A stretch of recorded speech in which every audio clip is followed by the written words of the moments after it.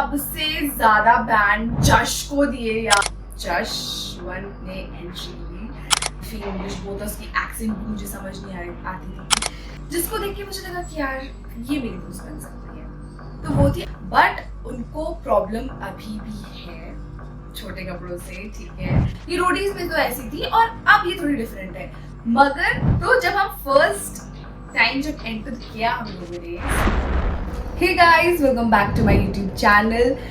Finally after splits हमारी पहली YouTube video होगी।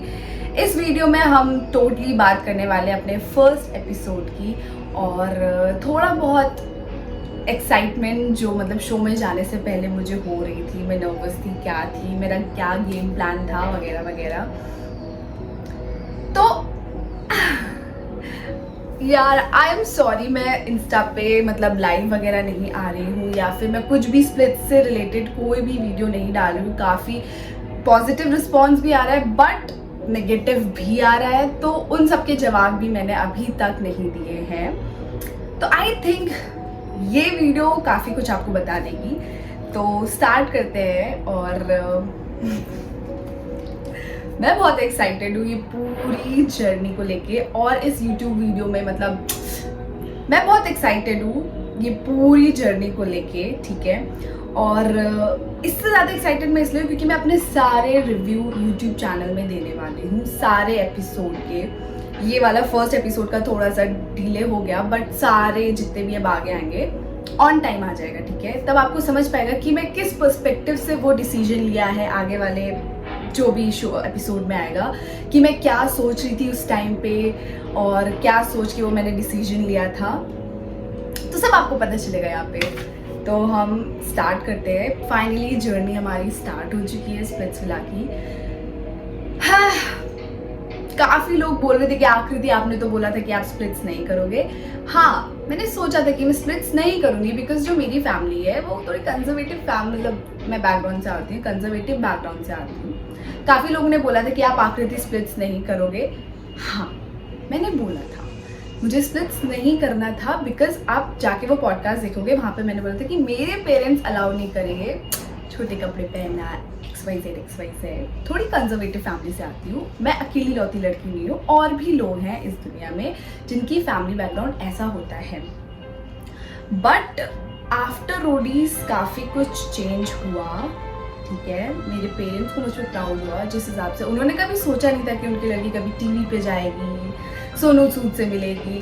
तो उनको एक कॉन्फिडेंस चाहिए था कि हाँ, जिस लाइन पे मेरी बेटी जा रही है वो सही लाइन है।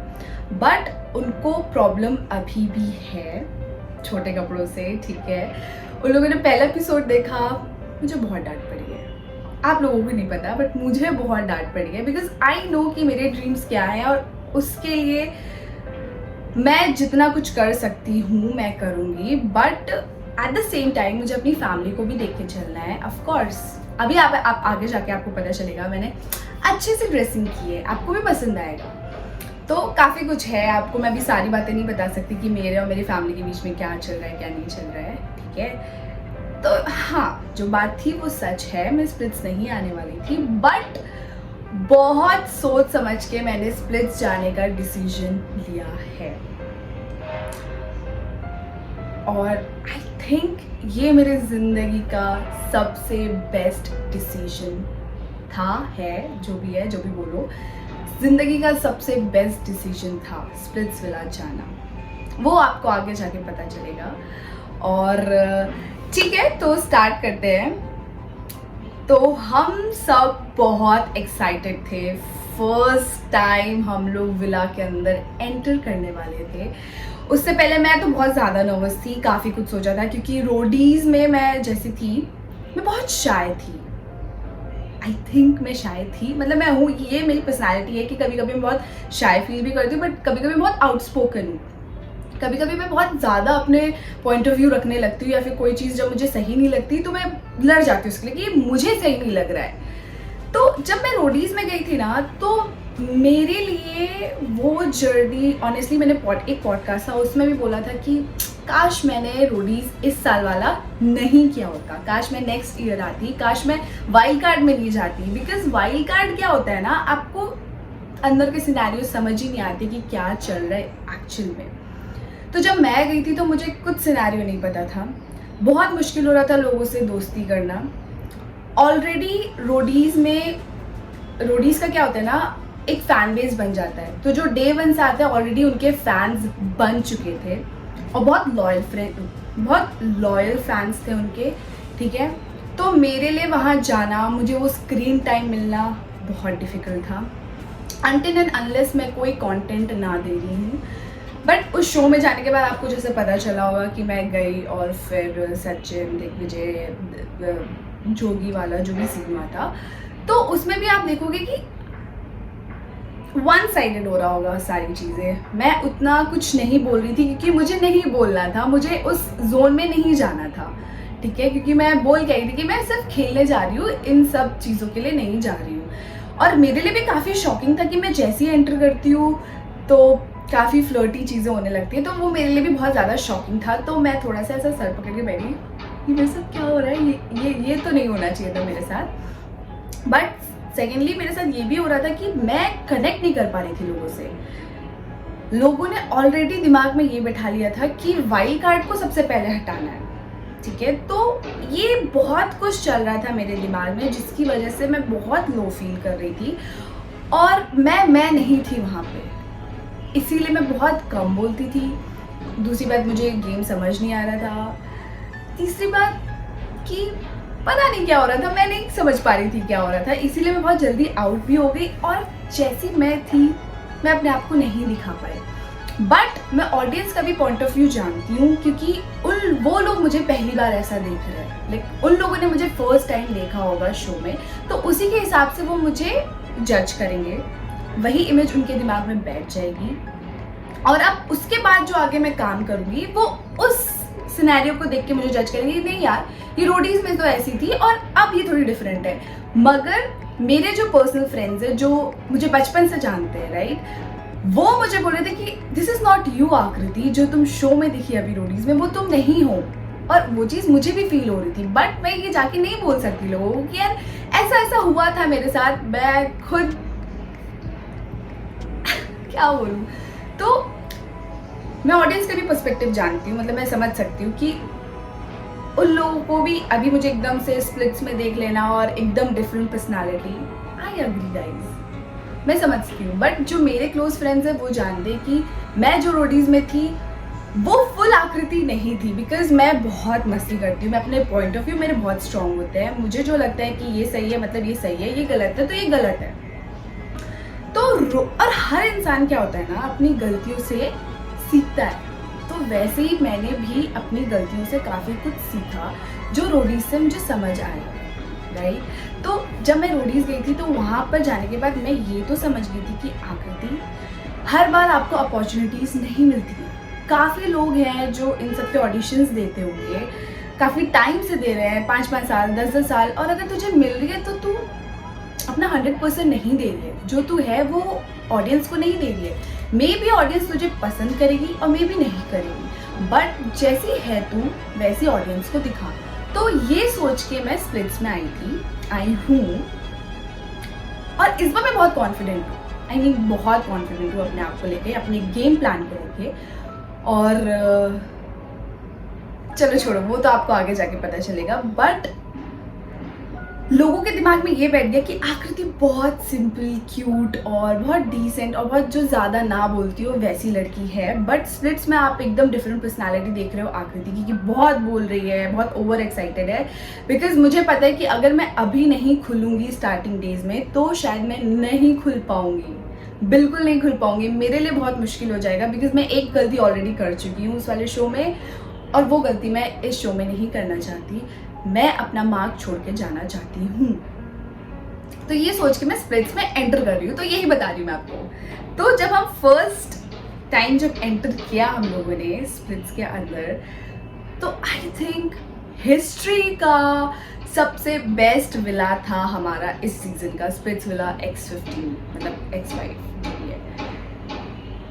आई थिंक आप लोगों को भी लगा कि क्या यार क्या विला है, इतना बड़ा पूल, इतने प्यारे प्यारे छोटे छोटे रूम्स, और वो भी इनके डिज़ाइन बहुत प्यारे थे, और चारों तरफ पहाड़ी पहाड़, कोई शोर शराबा नहीं, सिर्फ 10 लड़के 10 लड़कियां, full enjoyment. Sunny ma'am, Tanuj sir, हम सब एक्साइटेड थे। और जैसे हमने एंटर किया मैंने देखा यार कितनी ज़्यादा सुंदर लड़कियां यहाँ पे। मतलब मैं किसी एक बंदी को नहीं बोलूँगी कि यार ये थोड़ी सी कम है या फिर ये थोड़ी सी ऐसा है वैसा है।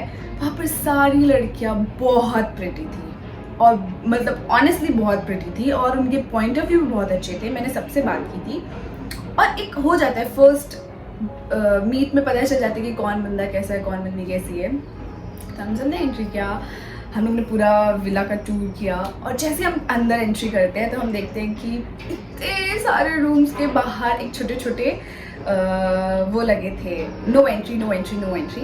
तो हमें लगा कि शायद इसके अंदर ही है बॉयज़, बट हम श्योर नहीं थे।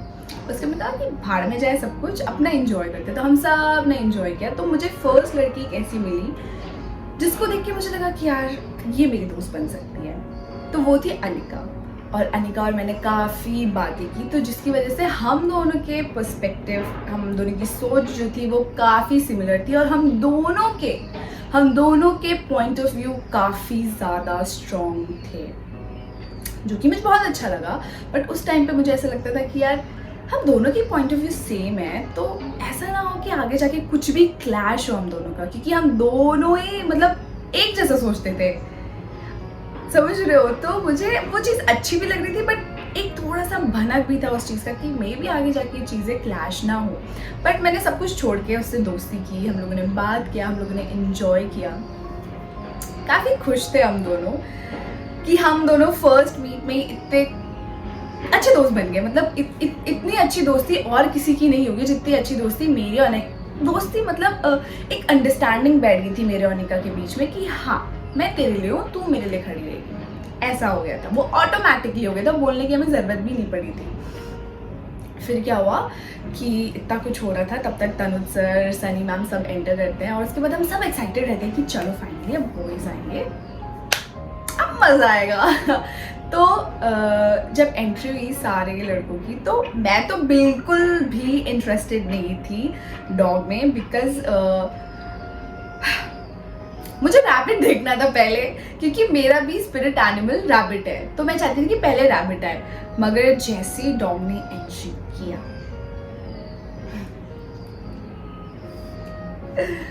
वाओ मतलब मैं उस टाइम अपने सारे एक्सप्रेशन नहीं दिखा पा रही थी, बट जब जशवंत ने एंट्री ली तो सारी लड़कियां के चेहरे पे एक बहुत बड़ा स्माइल था। मैं तो बहुत ज़्यादा एक्साइटेड हो गई यार ये लड़का कौन है।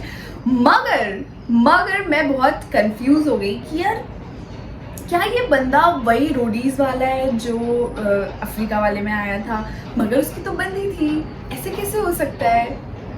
फिर मुझे लगा कि शायद कुछ हो गया होगा, मे बी अब नहीं होंगे टॉकिंग टर्म्स वगैरह में, बट मैं कंफ्यूज थी बहुत ज़्यादा कि शायद ये वही लड़का है, क्योंकि उसने बाल भी तो कटा लिए थे यार। पहले तो इतना सब कुछ था, बट उसने बाल कटाए तो काफ़ी स्मार्ट लग रहा था। मैंने उसको बोला, चलो ये तो बात की बात है, बट मैंने उसको बोला कि अगर तुम वो सारे बाल लेकर आते ना तो मैं तुम्हें बिल्कुल पसंद नहीं करती, मगर उसने काफ़ी अच्छे से स्टाइलिंग वगैरह करके आया था तो अच्छा लग रहा था। तो मुझे फर्स्ट टाइम पे वो अच्छा लगा, ठीक है, लुक वाइज अच्छा लगा, बट मैं ओके नहीं थी उससे, क्योंकि वो बहुत क्लासी टाइप का था और मैं बहुत देसी टाइप की थी, ठीक है, और काफ़ी इंग्लिश बोलता, उसकी एक्सेंट भी मुझे समझ नहीं आती थी कि कैसे बोल रहा है। एक तो इतना दूर खड़ा था, कुछ समझ भी नहीं आ रहा था। पता है लड़के दिख भी नहीं रहे थे क्योंकि वो डिस्टेंस बहुत ज़्यादा था हम लोग के बीच में, बहुत ज़्यादा था, बहुत मुश्किल से लड़के दिख पा रहे थे, और एक तो मेरी आई साइड ऑलरेडी वीक है। तो जब वो आया तो अच्छा तो लग रहा था, क्यूट था, सब कुछ था, बोल भी अच्छे से रहा था, मगर जैसे ही मैंने उस टाइम डिसाइड कर लिया था कि मैं इसे नहीं दूंगी, कि शायद मेरी और इसकी नहीं बन पाएगी। ये आधे से ज़्यादा चीज़ें मेरी समझ ही नहीं पाएगा, क्योंकि मैं कुछ भी बोलती हूँ, मतलब मज़े में रहती हूँ, ठीक है, और मे भी शायद ये ऐसा रहे कि नॉर्मल रहे, चुप रहे, अंडरस्टैंड ना कर पाए मुझे। फिर क्या हुआ कि नॉर्मल माहौल था, वो आया, सारी लड़कियाँ खुश थी, वो इम्प्रेस करने के लिए उसने बॉडी दिखाई। मैंने बोला एक सेकेंड, क्या तुम डांस करके दिखा सकते हो? तो उसने जब डांस करके दिखाया तब मैंने बोला कि अब ये मेरा है, मतलब अब मैं इसे बैंड दूंगी। वो मेरे दिमाग में क्लिक हो गया था, मैंने कहा अब मैं इसको बैंड दूंगी, क्योंकि मैं खुद डांस करती हूँ और मैं चाहती थी कि कोई एक ऐसा बंदा अगर मिल भी जाता है जो डांस वांस कर लेता है तो उसके साथ तो एक बार कोशिश करूंगी बात करने के लिए।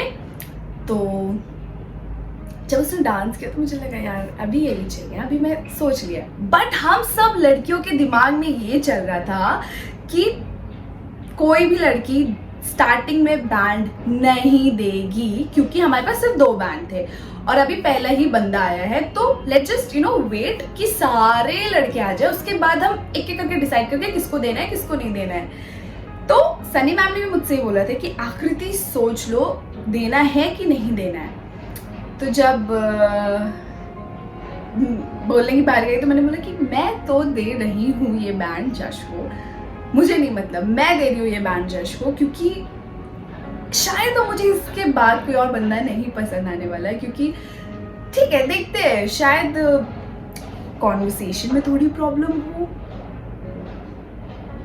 अंडरस्टैंडिंग में थोड़ी प्रॉब्लम हो, मगर पता नहीं मुझे अंदर से एक फीलिंग आ रही थी कि यार वर्कआउट हो जाएगा हमारे बीच में, पता नहीं क्यों, मगर मुझे एक ऐसी फीलिंग आ रही थी कि शायद अगर मैं इससे बात करूंगी तो चीज़ें वर्कआउट करेंगी।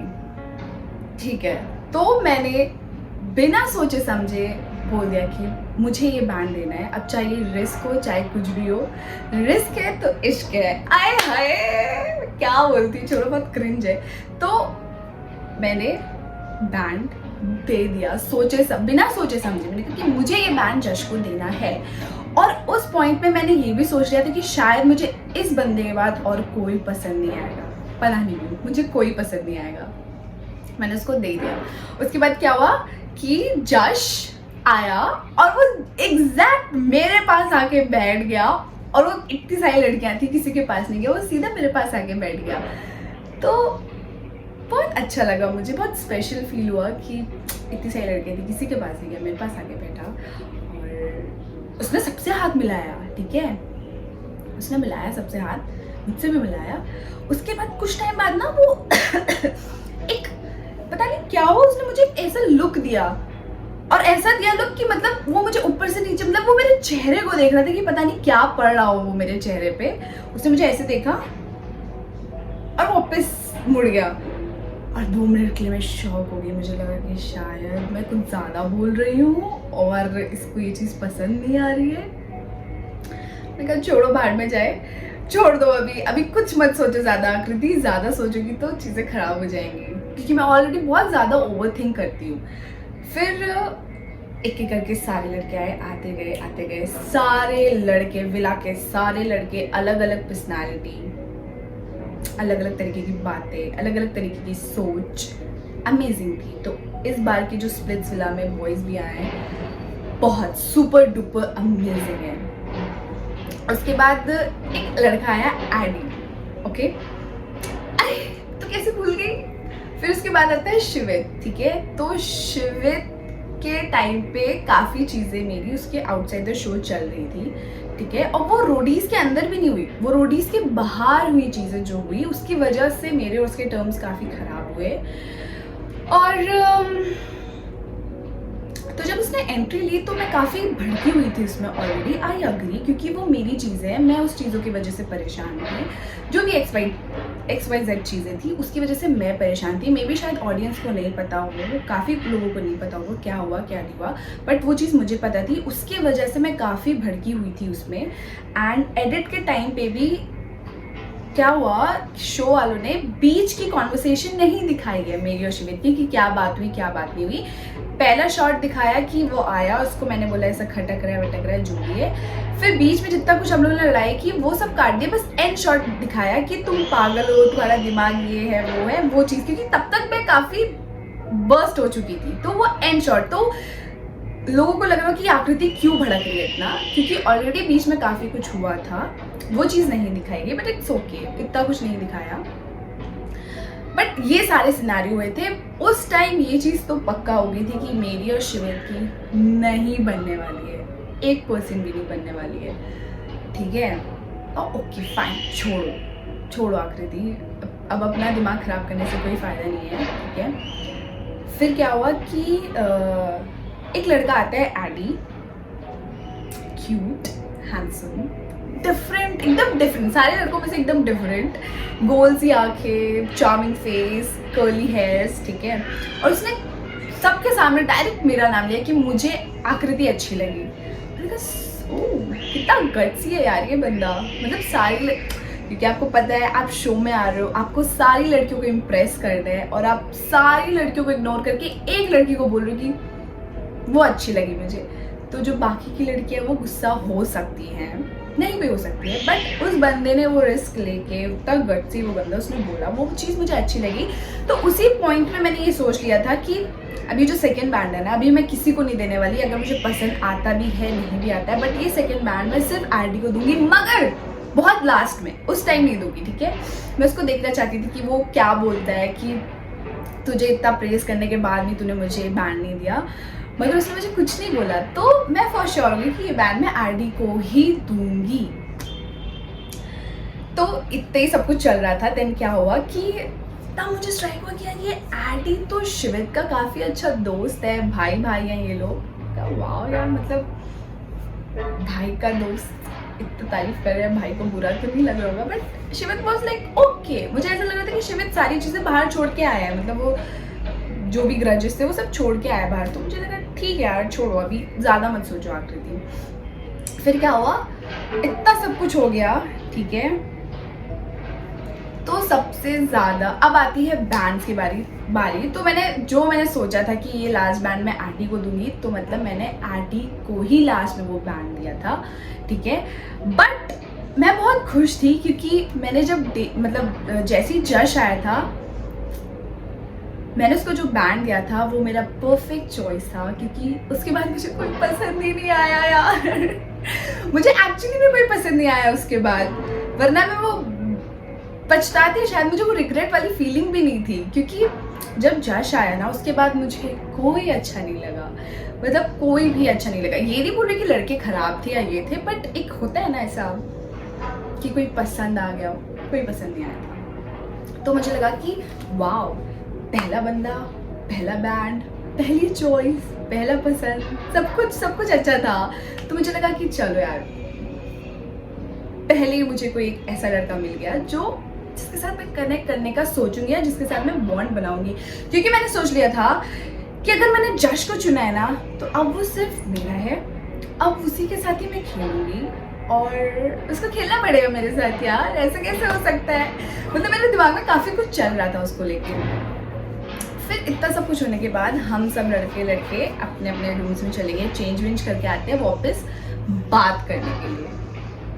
तो कट करते हैं हम लोग यहाँ पे। तो ये था हमारा पहला एपिसोड जहाँ पर हम सब फर्स्ट टाइम मिल रहे थे, लड़का लड़की एक दूसरे से, और काफ़ी अच्छी कॉन्वर्सेशन चल रही थी।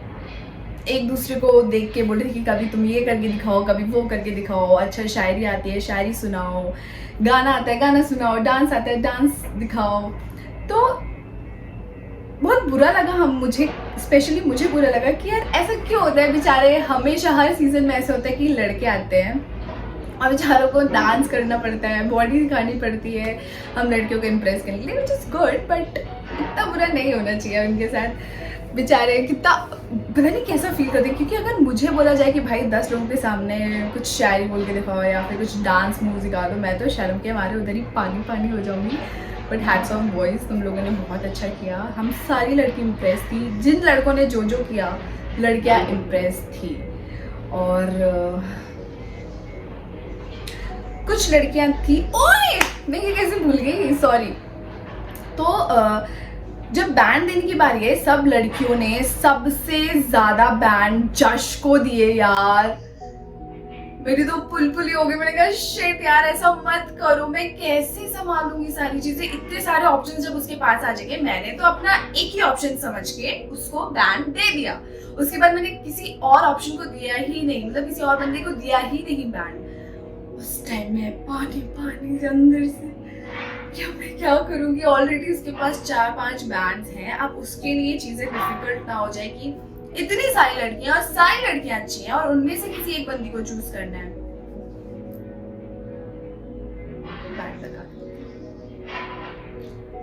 क्या हो गया ये, बट मैंने कहा यार ठीक है, देखा जाएगा, जो होगा देखा जाएगा। बट मैं खुश थी कि जिस बंदे को मैंने सबसे पहले बैन दिया है उस बंदे को काफी लड़कियां पसंद कर रही हैं, तो मेरी चॉइस खराब नहीं है। पहले मेरी चॉइस लड़कों के उसमें बहुत खराब हुआ करती थी, बट फर्स्ट टाइम मुझे अपने आप पर प्राउड हुआ कि इस बार तूने बहुत अच्छा डिसीजन लिया है। उसके बाद मैं देखती हूँ कि मेरी जो जिसके साथ मेरा बॉन्ड थोड़ा बहुत बना था, अनिका के साथ, उस बंदी ने शिवित को चूज कर लिया। ठीक है, तो आई वाज लाइक कि चलो ठीक है, ओके फाइन। मतलब मैंने मेरी जितनी भी अनिका से बात हुई शिवित को लेके भी, क्योंकि हर किसी ने देखा शिवित और मेरा बॉन्ड जो भी था रोडी से पहले काफी लोगों को पता था।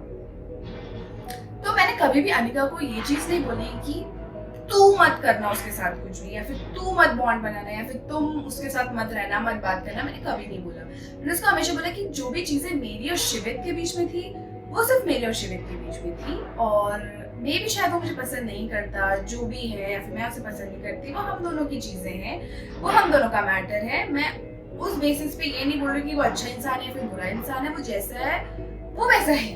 के अंदर आई थिंक ऑनेस्टली बताऊं गाइस, जो शो है ना वो एक दूसरी दुनिया है। यार ये बाल कैसे हो रहे मेरे?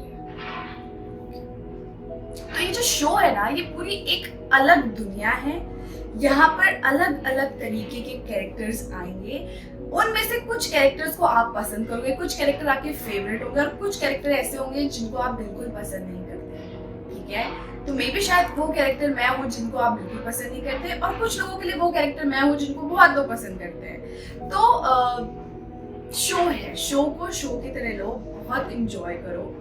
ये रियलिटी शो है, रियलिटी शो के बाहर भी एक दुनिया होती है जहाँ पर हम ऐसे हैं।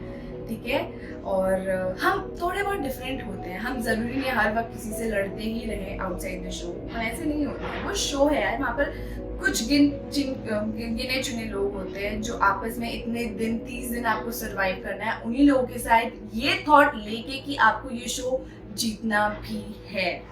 दूसरी बात ये एक लव शो है, तो बहुत नॉर्मल ऑब्वियस क्वेश्चंस आ जाते हैं कि आपको शो जीतना है या फिर आपको लव पाना है। इंसान फंस जाता है इस चीज में, क्योंकि एट द एंड लोग यहाँ पर लव के लिए तो आए हैं, मगर वो क्या सोच के आए, क्योंकि उनको शो भी जीतना है। बट कभी कभी क्या होता है ना, इंसान को शो के अंदर भी कुछ ऐसे लोग मिल जाते हैं जिनको उनसे प्यार हो जाता है, जिनके साथ वो कनेक्ट कर पाते हैं, जिनके साथ वो बॉन्ड बनाना चाहते हैं, बॉन्ड शेयर करना चाहते हैं इन फ्यूचर। और कुछ लोग बहुत फेवरेट भी हो जाते हैं कि यार कुछ भी हो जाए लाइफ में, ये बंदा या ये बंदी हमारी लाइफ से नहीं जाने चाहिए। तो वो शो है, और 30 दिन नॉन स्टॉप आपको उनके साथ रहना है, चाहे वो गलत हो चाहे सही हो, आपको उनके साथ रहना है, आपको उनके लिए स्टैंड लेना है। तो काफी चीजें होती हैं, मगर ये चीज बहुत मुश्किल हो जाती है कि उन सबको सोचते हुए भी आपको ये सोचना होता है कि आप एक्चुअली में शो भी जीतने आए हो। ये काफी लोग भूल जाते हैं। तो बहुत मजा आएगा शो में, आप देखते रहना। और एक और बात बोलूंगी, आपको अगर लग रहा है कि ये शो बहुत ज्यादा आप प्रिडिक्ट कर सकते हो, ये शो बहुत अनप्रिडिक्टेबल है। एंड स्पेशली ये वाला सीजन आप प्रिडिक्ट ही नहीं कर सकते कि नेक्स्ट मूव, नेक्स्ट चीज क्या होने वाली, क्योंकि इस बार भर भर के कंटेंट दिए गए हैं, भर भर के ड्रामे हुए हैं, भर भर के प्यार हुआ है, भर भर के लड़ाइयाँ हुई हैं, तो काफी कुछ हुआ है। और इस सीजन को मैं श्योरिटी दे सकती हूँ कि कोई भी प्रिडिक्ट नहीं कर सकता है, which is good यार, अच्छी बात है। हम क्यों स्पॉइलर दें, यही एक स्पॉइलर है कि तुम लोग प्रिडिक्ट नहीं कर सकते। तुम जो जैसा सोच रहे हो वैसा नहीं होने वाला है, बहुत सी चीजें अलग होंगी, और देखो बहुत मजा आएगा यार। तो ये थी मेरी स्टोरी फर्स्ट एपिसोड की, जहाँ पर हम सारी लड़कियां मिली, काफी चिल वाइब थी। मे बी शायद कुछ लड़कियों को मैं पसंद नहीं आ रही होंगी, कुछ लड़कियों को पसंद आ रही थी। तो यार देखो शो है, कुछ लोग पसंद करेंगे मुझे, कुछ लोग नहीं पसंद करेंगे। तो ये मेरा पहला रिव्यू था। सेकेंडली मैं ये बता दूं कि दूसरा एक और यूट्यूब वीडियो बनाऊंगी मैं, जिसपे मैं अपने पॉइंट ऑफ व्यू रखूंगी ये चीज को लेके कि मुझे कौन कौन पसंद आया था या फिर कौन कौन नहीं पसंद आई थी, क्या रीजंस थे। तो ये था हमारा फर्स्ट एपिसोड का रिव्यू मेरे हिसाब का, जो जो चीज़ें मैंने एक्सपीरियंस की। जाने से पहले guys please like share and subscribe ज़रूर कर दे एंड मेरा यूट्यूब चैनल फॉलो कर ले, क्योंकि मज़ा आने वाला है, काफ़ी कुछ बाहर आएगा, रिवील होएगा। और जैसे आपको पता है कि सेकेंड एपिसोड भी बाहर आ गया है, एग्जाइल भी आ गया है, तो उसका भी रिव्यू दूंगी और उसके बारे में भी आप जब सुनोगे तो आपके होश उड़ जाएंगे। तो guys keep watching my YouTube channel, like share and subscribe जरूर कर देना और प्लीज मेरे साथ बने रहना। Team Aakriti, let's go, bye guys, take care.